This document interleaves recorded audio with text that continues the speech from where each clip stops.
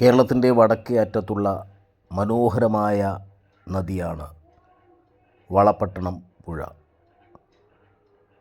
വളപട്ടണം നദി പറശ്ശിനിക്കടവിൻ്റെ തീരഭാഗത്തൂടെ ഒഴുകി കടലിലേക്ക് പതിക്കുന്ന ഒന്നാണ്. മനോഹരമായ ബോട്ട് സർവീസുകൾ ഈ പുഴയിൽ കാണുന്നുണ്ട്.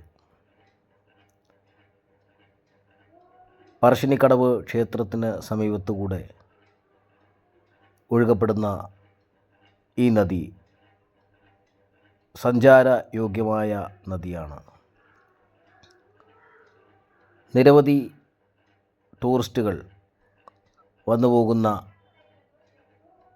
ഒരു പ്രദേശമാണിത്.